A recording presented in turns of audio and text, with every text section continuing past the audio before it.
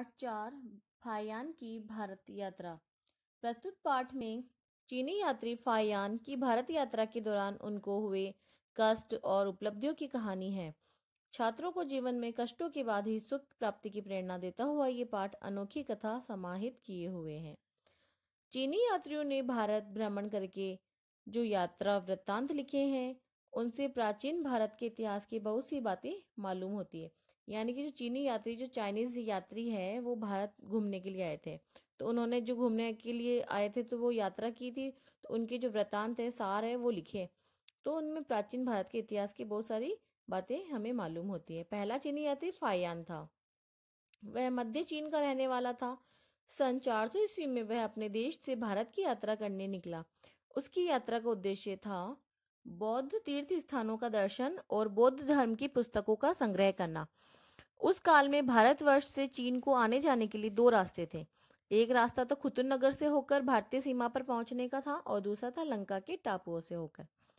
पहले रास्ते से भारत और चीन में व्यापार होता था और पहला स्थल मार्ग था, यानी कि सड़क मार्ग था, और दूसरा जल मार्ग था, यानी कि पानी के रास्ते से ही वहां पे आ जा सकते थे। समुद्र में तूफान बहुत आते थे, इस कारण जल मार्ग बड़ा भयावह हो गया था। फायन बड़ा वीर और निर्भीक यात्री था। वह चीन से भारत में खुतुन के मार्ग से होकर आया था और लंका तथा जावा के मार्ग से होकर अपने देश को लौट गया था। फायान के साथ और भी बहुत सारे यात्री आए थे और खुतुन पहुंचने के लिए लाप का जंगल भी उन्हें पार करना पड़ता था और इस जंगल में साथियों को बड़ा कष्ट उठाना पड़ा। कोसों पानी का नाम तक भी नहीं था और सूर्य भी अपने प्रचंड ताप से तप रहा था। प्यास और गर्मी के मारे यात्रियों का कंठ भी सूखने लगा। वन में मार्ग भूलते भटकते तथा अनेक प्रकार के कष्ट सहते हुए वे सब लाभ झील के किनारे जा पहुंचे। उस समय यात्रियों की भी दशा बुरी हो गई थी और कितने भी यात्री घबरा गए थे, परंतु फायान बड़े धैर्य से भारत यात्रा पूरी करने के अपने विचार पर अटल ही रहा था। वह मार्ग के कष्टों को झेलकर अपने कुछ साथियों के साथ आगे बढ़ता गया और 2 महीने से खुतुन पहुंच गया। वहां लोगों ने उसकी बड़ी आवभगत की। उस काल में खुतुन हरा भरा और संपन्न बौद्ध राज्य था। स्तूपों, बागों और विहारों के खंडरों के रूप में उस राज्य की समृद्धि के चिन्ह आज भी पाए जाते हैं। खुतुन से चलकर फायान काबुल पहुंचा और काबुल से वह स्वाग, गंधार और तक्षशिला पेशावर आया। उसने वहां बहुत ऊंचा और सुंदर बौद्ध स्तूप देखा। आगे चलकर उसने सिंधु नदी पार की और मथुरा पहुंच गया। मथुरा का वर्णन करते हुए उसने लिखा, मथुरा में यमुना के दोनों किनारों पर 20 संघाराम है। संघाराम यानी कि बौद्ध भिक्षुओं के रहने की जगह। उनमें लगभग 30,000 साधु निवास करते हैं। बौद्ध धर्म का अधिक वहां प्रचार प्रसार है। आगे चलकर फायान लिखता है, राजपुताने के राजा बौद्ध है। दक्षिण की ओर जो देश है वह मध्य प्रदेश कहलाता है। इस देश की जलवायु न तो बहुत अधिक गर्म है न बहुत ठंडी है।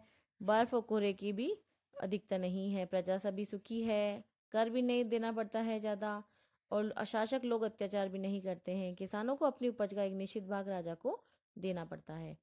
लोग इच्छा अनुसार घूम सकते हैं। अपराधी को उसके अपराध की भी सजा मिलती है। देश भर में जीव हत्या भी नहीं होती। बाजारों में कसाई खाने और मांस बेचने की दुकानें नहीं है। और भगवान बुद्ध के समय से इस देश के राजा महाराजा तथा अमीर लोगों में दान से विहार निर्माण करने की प्रथा चली है।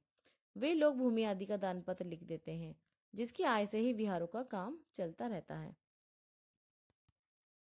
मथुरा से चलकर फायान ने कन्नौज, श्रावस्ती, कपिलवस्तु, कुशीनगर, पाटलिपुत्र, राजगृह, गया, काशी आदि विभिन्न स्थानों की यात्रा की। भगवान बुद्ध की जन्मभूमि कपिलवस्तु को फायान ने बुरी दशा में पाया और कुशीनगर, जहां बुद्ध ने भी अपनी यह लीला समाप्त की थी, वो भी बुरी दशा में था। और वैशाली नगर में बौद्ध धर्म की पुस्तकों का संग्रह करने के लिए बौद्धों का दूसरा सम्मेलन हुआ, इसकी दशा भी अच्छी थी।